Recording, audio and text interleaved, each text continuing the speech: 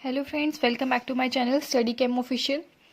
Okay, तो हमारा आज का टॉपिक है फोटो केमिस्ट्री। ठीक है, सुबह 11 बजे वीडियो अपलोड होने वाली थी, बट टाइम की वजह से मैंने ये 5 बजे का शेड्यूल रख दिया था और मैंने इन्फॉर्म भी कर दिया था टेलीग्राम चैनल पे। ठीक है, ओके, तो आज हम देखेंगे फोटो केमिस्ट्री होता क्या है। ठीक है, फोटोकेमिस्ट्री में हमें सब टॉपिक से वो है एब्जॉर्प्शन ऑफ लाइट।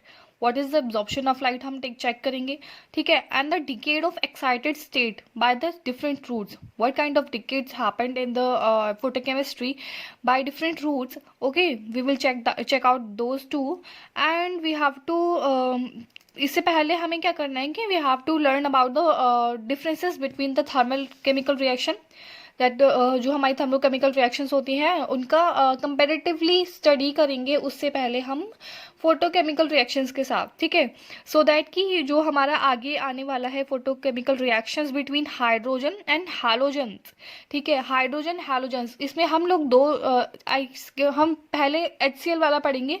ठीक है, तो इसमें हम एक कंडीशन लेके चलेंगे, उसकी किस तरह से इसमें फोटोकेमिकल रिएक्शंस होती हैं वो देखेंगे, और इसका क्वांटम यील्ड। ठीक है, क्वांटम यील्ड का फॉर्मूला क्या होता है और निकालते कैसे हैं उसको वो देखेंगे। ठीक है, तो सबसे पहले आ जाते हैं हम कि हमारा फोटोकेमिस्ट्री होता क्या है।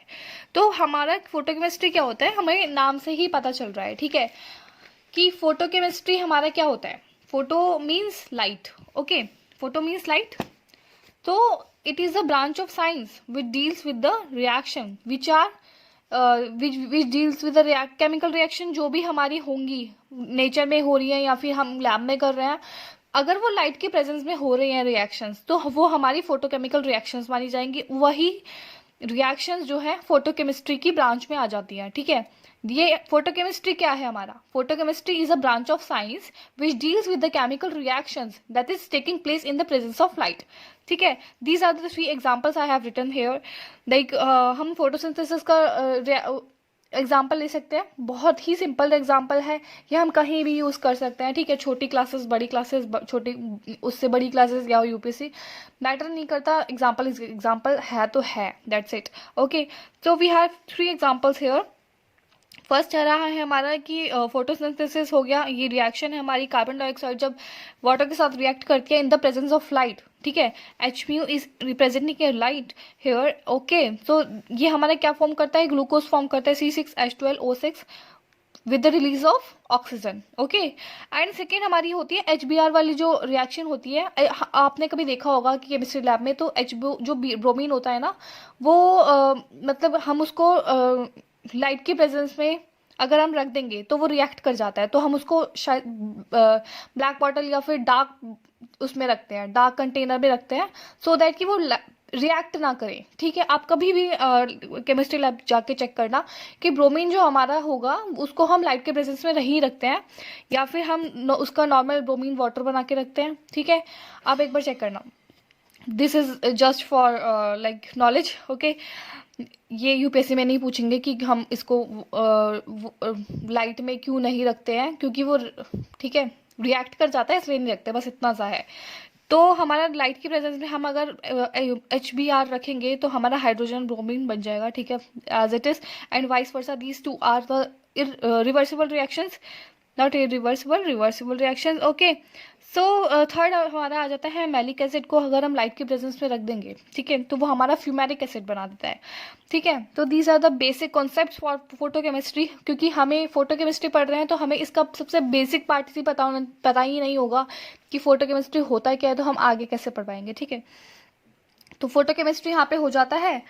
अब हम पढ़ते हैं कि फोटोकेमिस्ट्री का कंपेयर करेंगे हम थर्मल रिएक्शन से। ठीक है, जो हमारी थर्मोकेमिकल रिएक्शंस होती हैं और हमारी फोटोकेमिकल रिएक्शंस होती है उसमें क्या डिफरेंस है। थर्मोकेमिकल रिएक्शंस क्या हो गई, थर्मोकेमिकल मतलब लाइक हमें पता ही चल रहा है थर्मो। ठीक है, हम थर्मोडायनेमिक्स पढ़ते हैं, थर्मोडायनेमिक्स में क्या होता है, dynamics is like moving object. Okay, तो अब है ना, तो उसमें थर्मो का मतलब क्या होता है, this stands for temperature, right. तो थर्मो स्टैंड्स फॉर टेम्परेचर, तो हमारा थर्मोकेमिकल रिएक्शन क्या हो गया, that reactions which occurs in the presence of temperature, या फिर उसको अफेक्ट करेगी कोई भी केमिकल रिएक्शन है, अगर वो टेम्परेचर से अफेक्ट हो रही है, ठीक है, उसके अंदर फॉरवर्ड रिएक्शन जा रही है या बैकवर्ड जा रही है, लेकिन अगर वो अफेक्ट हो रही है हमारी टेम्परेचर से, ठीक है, तो वो हमारी थर्मोकेमिकल रिएक्शन हो जाएंगी. Likewise, these are the photochemical reaction which are affected by the light, with the presence of light. Okay. तो हमें क्या करना है, हमें तो थर्मल जो रिएक्शंस होंगी ना हमारी, उनको हमें फोटोकेमिस्ट्री के कंटेक्स्ट में पढ़ना है. ठीक है, इस तरह से पढ़ना है कि हमारा फोटोकेमिस्ट्री के अंदर वो रिलेट करे. तो मैंने ना ये पहले से ही लिख रखा है आप लोगों के लिए, मैंने इसलिए लिख रखा है ताकि टाइम सेव मेरा हो जाए, अब मेरा भी और आपका भी, मतलब मुझे बार बार लिखना ना पड़े. आई चेक कर लो. ठीक है. Okay, this is visible now. So thermal reactions are the reactions which is not affected by the absorption of light. हमारा क्या होता है ना, फोटोकेमिकल रिएक्शंस जो होती है वो लाइट के प्रेजेंस में होती है, हमें पता चल गया, लेकिन वो हमें अफेक्ट भी कर रही है. अगर लाइट होगी ही नहीं, मान लो हमने HBr रख दिया, ठीक है, लेकिन हमने लाइट पास नहीं की तो वो रिएक्ट नहीं करेगा. ठीक है, हमने कार्बन डाइऑक्साइड और वाटर रख दिया है, लाइक हम फोटोसिंथेसिस करते हैं, ठीक है, अगर वहां पे हमें लाइट ना दे हम उनको, ठीक है, सन आए ना, तो क्या रिएक्शन होगी? नहीं होगी ना. क्या फूड बनेगा प्लांट का? नहीं बनेगा. ग्लूकोज की फॉर्मेशन नहीं होगी. तो इसी वजह से हमें अगर लाइट इफेक्ट कर रही है उस रिएक्शन में, तो वही चीज यहाँ पे बताई है कि थर्मल जो रिएक्शंस होती हैं, this is not affect bye the absorption of radiation. Okay. And in photochemical reactions this, ये मैंने छोड़ा, मतलब आपके लिए छोड़ दिया है, आप कंप्लीट लिखना, ऐसा नहीं है मैंने ऐसे लिख दिया तो आप भी ऐसे लिख दोगे. तो हमारी क्या हो रहा है, thermal reactions are the reactions which is not affected by the absorption of light, and the photochemical reactions are the reactions which will affect by the absorption of radiations. Okay, radiation को मैं light भी बोल रही हूँ. ठीक है. So second point we have this, these thermal reactions are generally activated due to the molecular collisions. ठीक है, एक्चुअली होता क्या है कि जो हम थर्मल रिएक्शंस कराते हैं, तो जब रिएक्शन हो रही है, तो लाइक अगर दो मॉलिक्यूल है, अगर उनका कोलिजन ही नहीं होगा ना, तो मतलब रिएक्शन ही कैसे हो जाएगी. ठीक है, वो एक्टिवेट ही नहीं हो पाएगा मॉलिक्यूल हमारा. अब एक्टिवेट नहीं होगा तो वो रिएक्शन कंप्लीट नहीं हो पाएगी. तो ये चीज है बस थर्मल रिएक्शन में. ठीक है, लेकिन हमारा फोटोकेमिकल रिएक्शन क्या बता रहा है कि apart from the molecular collisions, उसमें मॉलिकुलर कॉलिजन तो हो रही है, बट रिएक्टेंट मॉलिक्यूल, जो हमारे रिएक्टेंट मॉलिक्यूल है, these are also activated by the absorption of light radiation by appropriate wavelength. ठीक है. अब क्या होता है कि फोटोकेमिकल रिएक्शन में देखो यार, एक चीज है कि अगर हम फोटोकेमिस्ट्री पढ़ रहे हैं, तो फोटोकेमिकल रिएक्शन में ना, अगर हमारी मेन चीज क्या हमें देखनी है कि हमारी लाइट के प्रेजेंस में या एब्जॉर्प्शन हो रही है, रेडिएशन का एब्जॉर्प्शन होगा. ठीक है, वेवलेंथ, ये चीजें जो लाइट के कंटेक्स्ट में उसमें रिलेट करती है ना, ये चीजें हमें उसमें डालती जानी है. ठीक है, सॉरी. नॉर्मली हम लोग थर्मल रिएक्शन में ऐसा नहीं पढ़ते हैं. इसमें नॉर्मली वो मॉलिकुलर कॉलिजन से जो हमारा रिएक्टेंट होगा वो एक्टिवेट हो जाएगा. इसमें क्या हो रहा है कि मॉलिकुलर कॉलिजन से एक्टिवेट तो होगा, बट इसमें एक चीज और आ रही है ना कि this is also activated by the absorption of radiation of light with the specific wavelength. ठीक है, अगर मेरी विजिबल रेंज में अगर कोई मेरी रिएक्शन हो रही है, ठीक है, या किसी भी सीरीज में हो रही है, तो अगर वो कोई रिएक्शन है वो स्पेसिफिक वेवलेंथ पे होगी, तो वो वहां पे जाके हो जाएगी. ठीक है, तो ये चीज इसमें बोली गई है बस. और दूसरा क्या, उसके बाद क्या आ जाता है थर्मल रिएक्शंस में, ये हमारा जो थर्मल रिएक्शंस है, these will be directly affected by the temperature. Okay, but हमारा जो फोटोकेमिकल रिएक्शंस होते हैं, these are not directly affected by the temperature, but these are directly affected by the intensity of light radiation. ठीक है, ये मैंने लिखा नहीं है, आप लिख लो कि हमारी जो थर्मल रिएक्शन हो रही है, थर्मल का मतलब ही है हमारा टेम्परेचर से रिलेटेड कुछ है. ठीक है, आपको इतना तो पता ही है. These are the basic concept we have already read in the class 11th के 9th 10th में भी हम पढ़ते हैं. थर्मो का मतलब ही हमारा टेम्परेचर से रिलेट करके आ जाता है. हमारे जो ग्राफ्स बनते हैं, आइसोबार्स वगैरह, वो प्रेशर के लिए बनते हैं. ठीक है, आइसोथर्म हमारा जो हो जाता है टेम्परेचर के लिए हो जाता है. तो इसी तरह से ये थर्मल जो रिएक्शंस हो गई, these are directly affected by the temperature. And in contrast photochemical reaction किससे अफेक्ट होंगी डायरेक्टली? Intensity of light. ठीक है, यहाँ पे लाइट की प्रेजेंस हमें मेनली दिखानी है, इंटेंसिटी ऑफ लाइट रेडिएशन.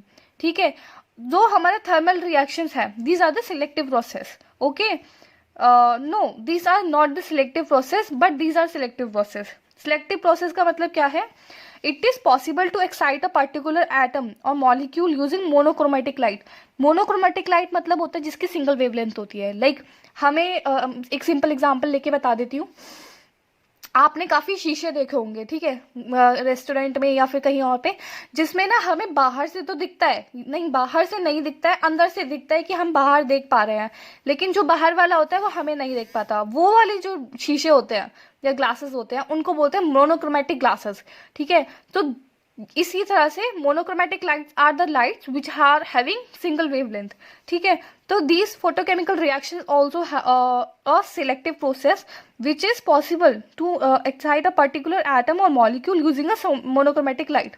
ये एक हो गया. तो दीज आर द 5 मैंने बता दिए हैं, 3 ये बता दिए, 2 मैंने बोल के बता दिए. You can write them, you can make notes of them. Okay, I will not provide this video to you. अगर आप चाहते हो तो मैं प्रोवाइड कर दूँ तो मुझे कमेंट में बता देना, कर दूंगी मैं, बट आपको खुद भी बहुत मेहनत करनी पड़ेगी, सब कुछ नहीं मिलेगा. ठीक है, ओके, तो मैंने अब ये बेसिक्स बता दिए हैं. ठीक है, तो मेरा यहाँ पे हो जाता है एब्जॉर्प्शन ऑफ लाइट का. एब्जॉर्प्शन ऑफ लाइट कैसे होती है यार? देखो, बहुत ही सिंपल सा फंडा है. अगर मैं, चलो इसको उठा लेते हैं, ये थर्मल रिएक्शन मैंने करा दिया. ठीक है, एब्जॉर्प्शन ऑफ लाइट पे आ जाते हैं. एब्जॉर्प्शन ऑफ लाइट और एक्साइटमेंट फिनोमेना क्या होता है कि हमारा एक लॉ होता है, फोटोकेमिकल लॉ. उसमें क्या होता है ना कि सिर्फ जो लाइट होती है which is absorb by the system, कोई भी सिस्टम से अब्जॉर्ब हो रही है, कैन ब्रिंग अ फोटोकेमिकल. ये तो बहुत सिंपल सा, आप पढ़ लेना, अपने आप ही पढ़ लेना. लेकिन क्या होता है ना, इसमें यही होता है कि तो एब्जॉर्प्शन ऑफ लाइट यही है कि अगर कोई मोनोक्रोमेटिक लाइट है या फिर हेट्रोजीनियस लाइट हम इसको बोल सकते हैं, जो कि हम डिनोट करते हैं आई नॉट से. ठीक है, हमारी आई नॉट से डिनोट करते हैं. तो ये क्या होता है, इस इंसिडेंट होती है. ठीक है, इंसिडेंट मतलब कि आपको पता ही होता है ना, 2 वो होते हैं, एक इंसिडेंट रे होती है, एक रिफ्लेक्टेड रे हो जाती है, एक रिफ्रैक्टेड होती है, इस तरीके से जो जाती है ग्लास से रिफ्रैक्ट होके इस तरह से. एक आता नहीं है, हम 11th क्लास में ये सारा फेनोमेना पढ़ते हैं. ये नहीं पढ़ना है यहाँ पे, ये उसका कुछ नहीं है, बस वो बता रही हूँ कि इंसिडेंट जो होती है. ठीक है, ये बता रही हूँ कि इस incident upon a heterogeneous medium. Heterogeneous medium मतलब आपको पता ही है, एक होमोजीनियस होता है, एक हेट्रोजीनियस होता है. Homogeneous which is very clear, like clear or transparent, we can say transparent. Okay, heterogeneous is having some particles visible, with some visible particles are there. Okay, so what is the absorption of light? Actually में क्या होता है, when a monochromatic or heterogeneous light, ठीक है, I am dictating that. if you want to make notes तो आप लिख सकते हो. absorption of light is basically when a monochromatic or heterogeneous light, that is I naught, is incident upon a heterogeneous medium. A part of absorbed, that is IA, is reflected, इसको हम IR consider करेंगे. And remaining is transmitted, और जो बाकी बची वो transmit हो गई. ठीक है, एंड रिमेनिंग इज ट्रांसमिटेड. तो हम इसको कंप्लीटली क्या लिख सकते हैं, तो हम so we can write I naught is equal to IA plus IR plus IT. ठीक है, सो हमारी कंप्लीट जो हमारी आई नॉट हो गई, कंप्लीट आई नॉट क्या हो गई हमारी complete, this is the absorption of light.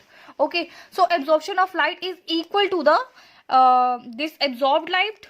ठीक है, एब्जॉर्ब जो लाइट हमारी हो रही है, मान लो मेरा एक सरफेस है. ठीक है, this is the surface I having.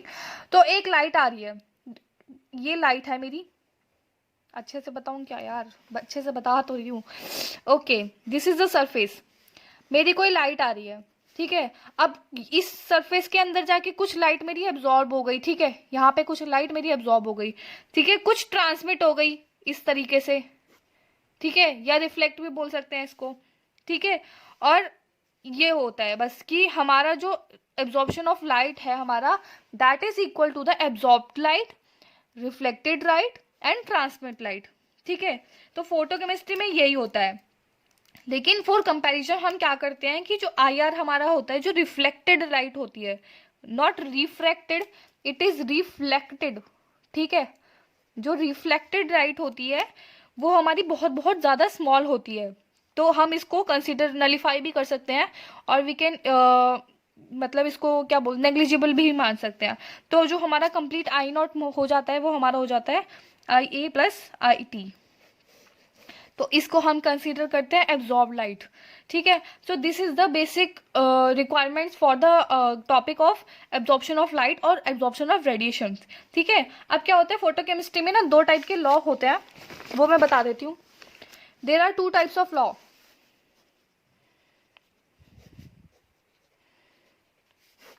ठीक है, दो लॉज है, आई विल टेल देम। और क्या होता है एब्जॉर्प्शन ऑफ लाइट में ना काफ़ी सारे फेनोमेनाज भी होते हैं, आपने सुने होंगे। फ्लोरोसेंस वाले फेनोमेना होते हैं, केमिसेंस में होते हैं, और फॉस्फोरेसेंस होता है। ये वाले फेनोमेना भी बहुत इंपॉर्टेंट है। इसमें क्या बोलता है ना कि कभी कभी इसमें डिफरेंसेस पूछ लेते हैं। ठीक है, इसका मैं आपको टेलीग्राम पे इसका डिफरेंस भेज दूंगी। ठीक है, और एक बार आपको यहाँ पे बता भी दूंगी। एक होता है इलेक्ट्रोलुमिसेंस, ठीक है, वो भी बहुत इंपॉर्टेंट है। एक बार मैं आपको बता देती हूँ पूरी वीडियो थोड़ी लंबी हो जाएगी, देख लेना पूरी, कहीं पता चले भैया आधे में छोड़ के चले गए बच्चे, तो बाद में बोलते हैं भैया ये समझ नहीं आया वो समझ नहीं आया और नोट्स दे दो। नोट्स कहाँ से दे दूँ, मैं नोट्स ही नहीं बनाती, मैं पढ़ती हूँ सिर्फ। ठीक है, तो देयर आर टू लॉज, दो लॉज हैं इसमें। ठीक है, जो मेनली फोटोकेमिस्ट्री के माने जाते हैं, फोटोकेमिकल लॉज बोलते हैं हम उनको। ठीक है, तो फर्स्ट लॉ है हमारा ग्रोथस-ड्रॉपर लॉ। ठीक है, सेकंड लॉ हमारा है स्टार्क-आइंस्टाइन लॉ। ठीक है, these are the principles of photochemical activation. ठीक है, ये मैंने नोट्स बना रखे हैं, तो ये मैं दे भी दूंगी, चलो तुम्हें दे दूंगी। तो फर्स्ट लॉ क्या हमारा कहता है कि it states that only these radiations which are absorbed by the reaction system reactants are effectively in producing a chemical. ये मैंने पढ़ दिया आपके लिए। इसको हम first law of photochemical process भी बोलते हैं। ओनली द एब्जॉर्ब पार्ट जो होता है हमारा, सिर्फ एब्जॉर्ब पार्ट जो होता है ना, उसको हम मानते हैं कि वो उसने हमारा फोटोकेमिकल चेंज किया। जैसे मैंने अभी अब बताया कि कोई हमारा ऑब्जेक्ट है, मान लो ये मेरा ऑब्जेक्ट है, इससे लाइट पास हो रही है। ठीक है, इसमें कुछ लाइट एब्जॉर्ब हो रही है और कुछ ट्रांसमिट हो रही है, कुछ रिफ्लेक्ट हो रही है। तो एब्जॉर्ब जो करवा रहा है हमारा लाइट, उसको हम, और वो जो एब्जॉर्ब हमारा लाइट करवा रहा है वही हमारा क्या करेगा, फोटोकेमिकल चेंज लेके आएगा।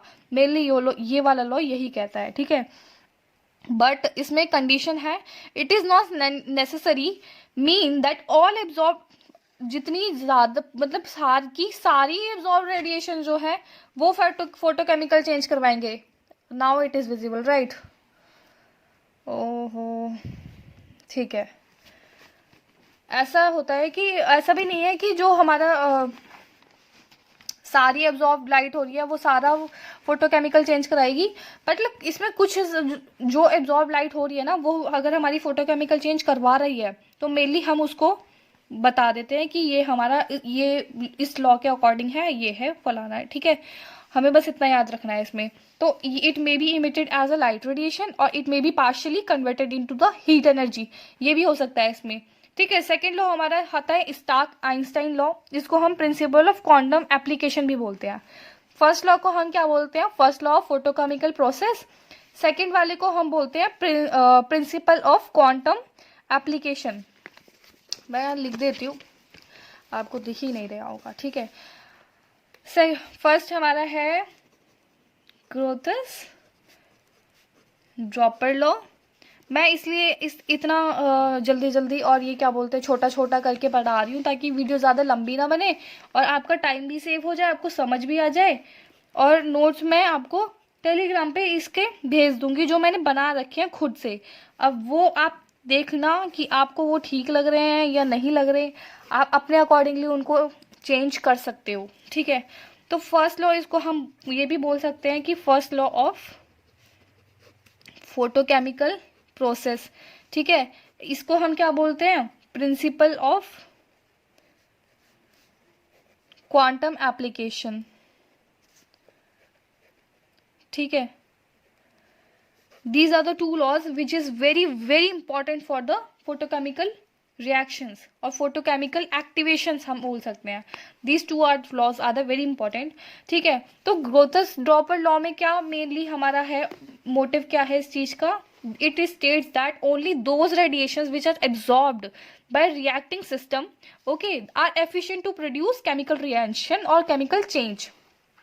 तो हमारा मेन क्या है, मेन क्या आ गया हमारा, एब्जॉर्ब्ड वाली जो हमारी रेडिएशन है, एब्जॉर्ब्ड, ठीक है, that will give a photochemical change or photochemical reaction, that will cause a photochemical reaction. Okay, and Stark-Einstein law हमारा क्या कह रहा है कि according to this law one molecule is activated by the absorption of one quantum of radiation.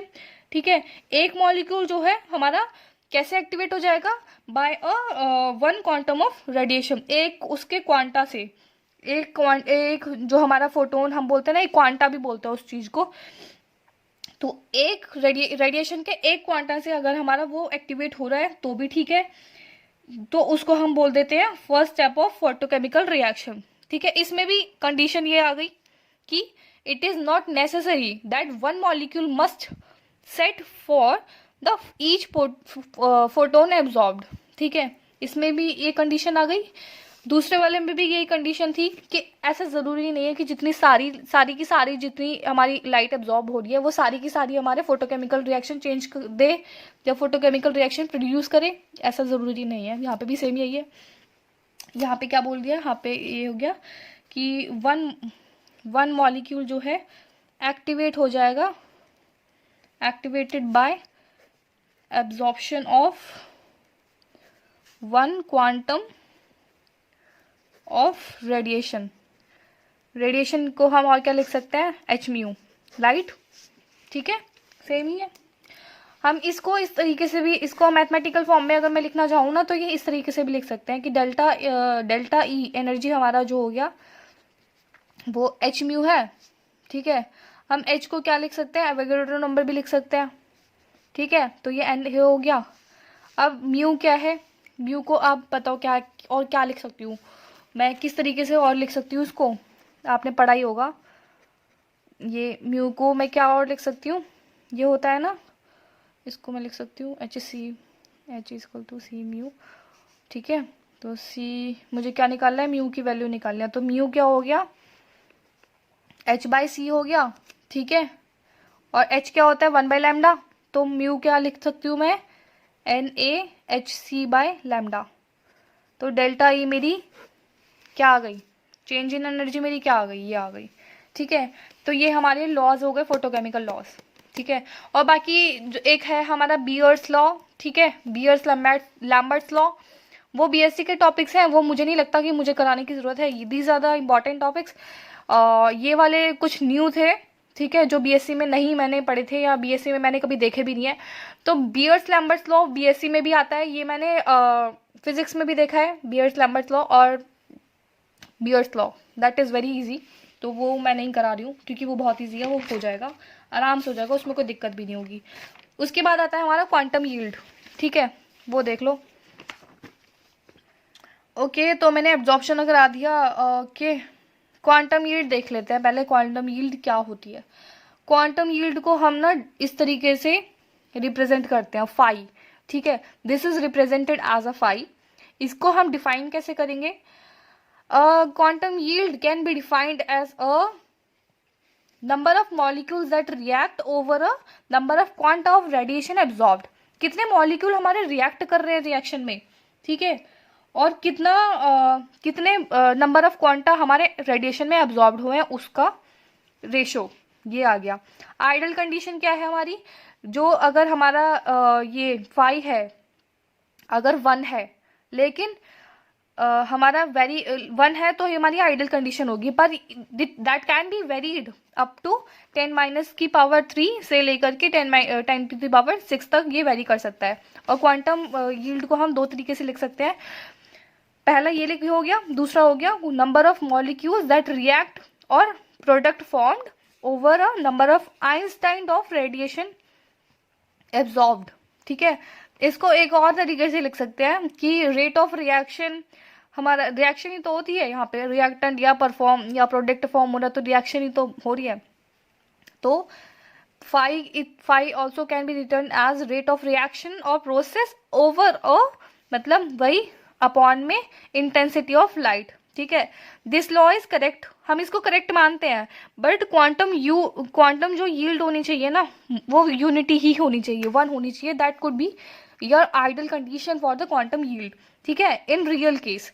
But if it can be higher than 10⁻⁶ और lesser than 10⁻⁻3, अगर इस condition से ऊपर नीचे हो रही है फॉर डिफरेंट केमिकल रिएक्शंस, तो ये थोड़ा सा रियल केस माना जाता है, और इसको इस केस में ये यूनिटी आ जाती है, ठीक है यार। ये आइडल कंडीशन होती है, वो रियल कंडीशन में वो -3 और -6 वाला सिस्टम है, ठीक है।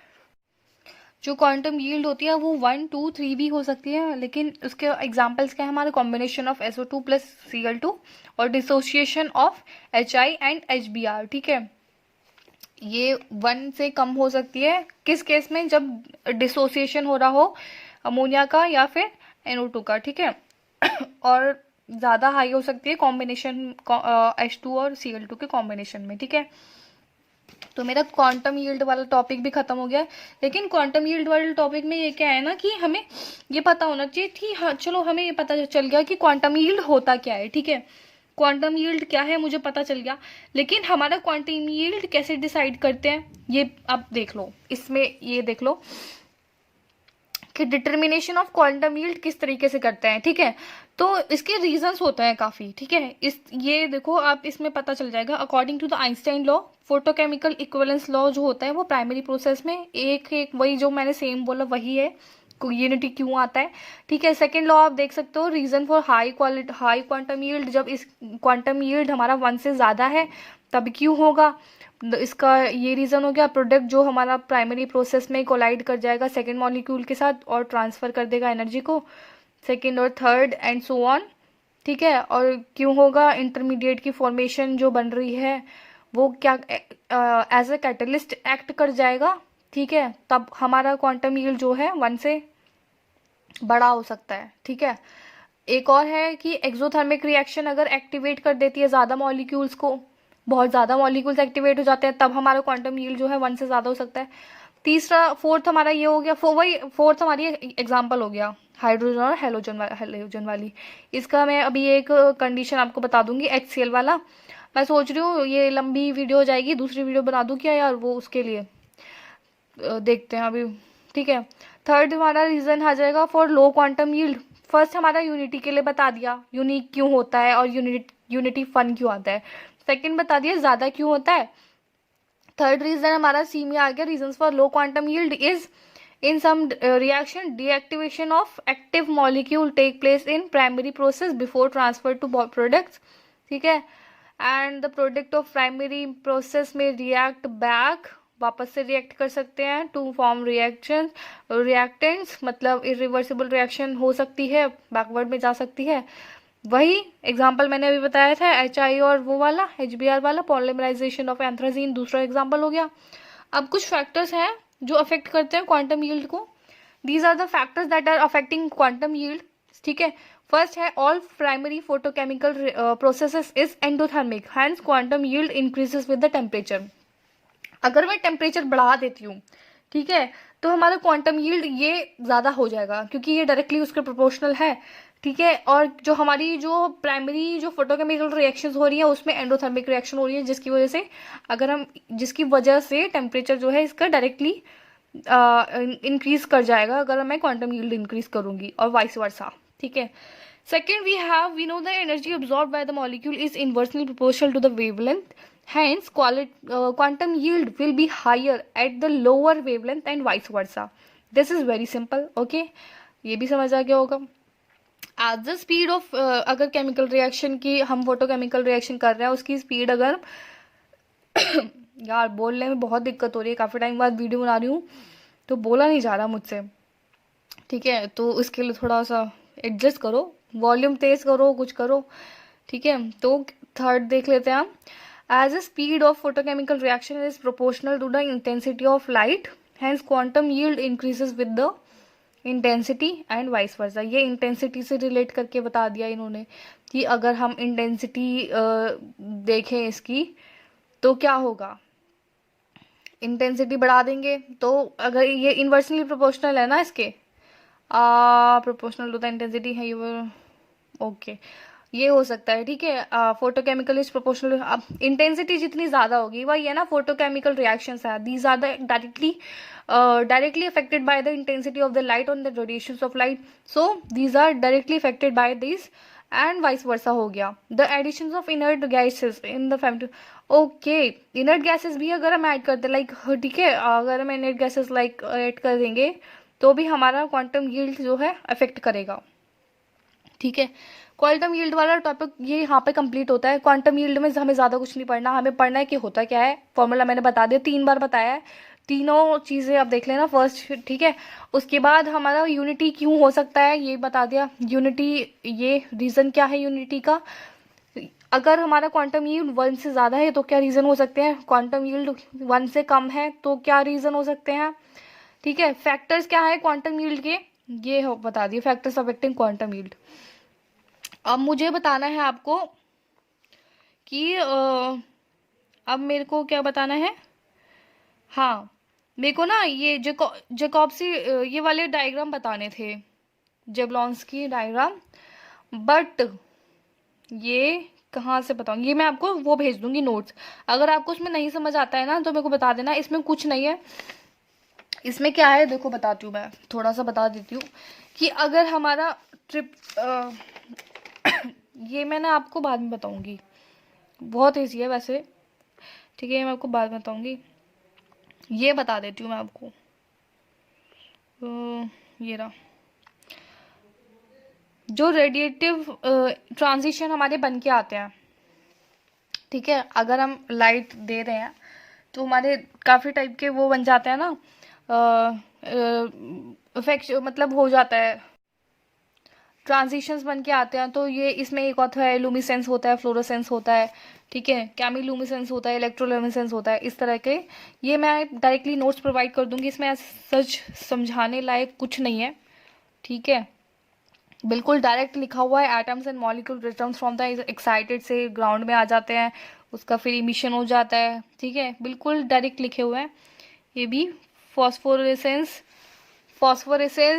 कैमिलुसेंस एंड इलेक्ट्रोलुमिसेंस, ठीक है, these are the direct definitions and the examples, बिल्कुल डायरेक्ट लिखा हुआ है, बिल्कुल कोई समझाने जैसा कुछ नहीं है इसमें, आप पढ़ोगे आपको खुद ही समझ आ जाएगा, ठीक है। थर्ड आना आ जाता है इसमें, मैंने क्वांटम बढ़ा दिया, ठीक है, एब्जॉर्प्शन हो गया, decayed of excited by the different routes, ये रहता है photochemical reaction between hydrogen and halogen. इसमें मुझे डाउट है थोड़ा कि मुझे कौन सा वाला बताना है। इसमें एक क्या होता है कि एक ना हमारा इसमें क्या होता है कि अगर हम एब्जॉर्ब करवाते हैं, इसमें क्वंचिंग भी एक टॉपिक आता है हमारा, ठीक है। एक हमारा ये अगर मैं ये वाला करवा देती हूँ, जैसे ये है ये है हाइड्रोजन एंड, अगर मैं ये वाला करवाती हूँ, जैसे हमने वो वाला किया होगा, आपने अगर मेरी पुरानी वीडियो देखी होगी बेट इक्वेशन वाली या फिर लैंगमैन एब्जॉर्प्शन थ्योरी वाली, तो उसमें कैटालिसिस वाले चैप्टर में ये वाला मैंने कराया हुआ है, एग्जैक्टली सेम यही कराया है कि जब हमारा हाइड्रोजन क्लोरीन के साथ रिएक्ट करता है तब K1 हमारा कांस्टेंट आ जाता है, HCl बन जाता है। फिर उसके बाद मतलब ये तो हमारी फोटोकेमिकल रिएक्शंस हो रही हैं, ठीक है, ये फ्री रेडिकल बन के आ गया। ये नॉर्मल रिएक्शंस जो हम छोटी क्लासेस में करते हैं वो हो गई, ठीक है। यहाँ से हमारा मेन शुरू होता है कि rate of formation of HCl हमें निकालना है, ठीक है। अब किस तरीके से निकालेंगे, देखो यहाँ पे क्या होता है कि हमें HCl की निकालनी है, ठीक है। तो हम जो निकालनी है, जैसे मेरा देखो एक रिएक्शन हम पकड़ लेते हैं, HCl वाली कर लेते हैं। तो मेरी पहले ना ये देखो, ये हमारा हो जाएगा रेट, कैसे होगा, मुझे ना अब इसमें क्या करना है कि HCl भी लेना है और मेरे को क्लोरीन भी लेना है, ठीक है। तो मैं क्या करूंगी, K2 वाला ले लूंगी और एक K3 वाला ले लूंगी, क्यों, क्योंकि यहाँ पे HCl का फॉर्मेशन हो रहा है, HCl बन के आ रहा है, तो जो वाला जिसमें HCl मेरा बन के आएगा वही वाले मैं रेट यहाँ पे लिखूंगी, ठीक है। अब रेट किस तरीके से लिखना है मुझे, तो रेट में लिखूंगी K2, सबसे पहले हम लिखते हैं उसका रेट कांस्टेंट, ठीक है। अगर मेरा HCl फॉर्म हो रहा है तो मैं जो अपने रिएक्टेंट लिखूंगी वो पॉजिटिव में लिखूंगी, मतलब यहाँ पे मेरा पॉजिटिव हो जाएगा। लेकिन अगर मेरा HCl यहाँ पर होता, रिएक्टेंट में होता, वो कंज्यूम हो रहा होता, वो कुछ कंज्यूम करके फिर वो वापस से कुछ प्रोडक्ट देता ना, तो वो क्या होता, कंज्यूम हो जाता। तो मैं अगर उसके रिएक्टेंट लिखती तो वो मैं नेगेटिव में लिखती, ठीक है। तो मेरे को क्या करना है, rate of formation of HCl निकालनी है। तो मेरा ये दो ही रिएक्शंस में आ रहा है HCl की, मेरा HCl फॉर्म हो रहा है, ठीक है। तो इन दोनों के ही मैं रेट लिखूंगी। तो मैंने दोनों के रेट लिख लिए, दोनों के रिएक्टेंट लिख लिए, ठीक है। K3 हो गया, वो भी पॉजिटिव लिखूंगी, Cl2H, ठीक है। उसके बाद क्या करना है, SSA, स्टेडी स्टेट अप्रोक्सीमेशन। ये मैंने पुरानी वीडियो में बताया हुआ है, बहुत डिटेल में बताया है उसमें मैंने। आप ना, अगर इसको आपको नहीं आता है ये स्टेडी स्टेट अप्रोक्सीमेशन कैसे निकालते हैं, तो आप मेरी पुरानी एब्जॉर्प्शन वाली जो कैटालिसिस वाली जो प्लेलिस्ट है उसमें बेट इक्वेशन वाली देख लेना, या फिर आप ये क्या बोलते हैं, कॉम्पिटिटिव इनहिबिशन वगैरह जो वीडियोस डाली हुई हैं उसमें जाके देखना, उसमें बहुत अच्छे से बताया हुआ है मैंने कैसे निकालते क्या है, ठीक है। उसके बाद इसी तरीके से ये चीज़ अलग है, बस ये होता है कि फोटोकेमिकल रिएक्शंस में जो हम लगाते हैं ना, वो ये चीज़ एक्स्ट्रा आ जाती है हमारी, KI और IBS एब्जॉर्प्शन, ये ठीक है। तो बस इतना सा चेंज है और कुछ भी नहीं है, एग्जैक्टली वही सेम चीज़ मैंने यहाँ पे करी हुई है, एग्जैक्टली वही सेम, वही सेम एग्जाम्पल है, सेम सब कुछ है, सब कुछ सेम है, ठीक है। उसके बाद मेरा फाइनल जब आ जाएगा ना, तो इसमें मेरे को पहले एच रेडिकल की वैल्यू पहले मैं निकालूंगी एग्जैक्टली उसी से, ठीक है। उससे पहले, उसके बाद में सबसे पहले मैंने क्लोरीन रेडिकल की वैल्यू निकाली है, इसको पुट कर दूंगी मैं किस में, अपनी इक्वेशन 2 में, ठीक है। इक्वेशन 2 में पुट करने के बाद, एक्चुअली यार मैं सही से बता नहीं रही हूँ ये वाला, क्योंकि मैं ऑलरेडी करा चुकी हूँ। अब वो वाली मैं ना डिस्क्रिप्शन बॉक्स में डाल दूंगी वो वाली वीडियो, आप उसमें देख लेना, एग्जैक्टली यही सेम कराया हुआ है मैंने। तो ये इसका दोबारा कराने का कोई मुझे फ़ायदा नज़र नहीं आ रहा है, ठीक है। और आपको फोटो क्लिक, स्नैप क्लिक करके मैं टेलीग्राम पे भेज दूंगी, सॉरी। तो मेरे 3 टॉपिक्स तो यहाँ पे कवर हो चुके हैं, photochemical reactions between the hydrogen and halogen, quantum yield, और ये डिकेड ऑफ एक्साइटेड, ये जैकोब्सी डायग्राम वाला कुछ है, इसके मैं डायरेक्टली नोट्स भेज दूंगी आपको। उसमें अगर कुछ प्रॉब्लम लगती है तो मुझे कमेंट सेक्शन में बता देना, नहीं तो मैं इसको ईजी लैंग्वेज में लिख करके अपने हाथों से टेलीग्राम चैनल में डाल दूंगी, आपको समझ आ जाएगा, ठीक है। Thanks for watching. और हाँ, अब तक आपने मेरा चैनल सब्सक्राइब नहीं किया है तो कर देना सब्सक्राइब, शेयर भी कर देना, अपने फ्रेंड्स को बता भी देना कि भाई ऐसे चैनल बन गया है केमिस्ट्री का, अच्छा सा चैनल है, ठीक ठाक पढ़ा देती है मैडम, ज़्यादा अच्छा तो नहीं पढ़ाती पर ठीक ठाक पढ़ा देती हैं, देख लो क्या जा रहा है देखने में, ठीक है। Okay, thank you for watching, और नेक्स्ट वीडियो के लिए वेट करना। Thank you, thanks for supporting also.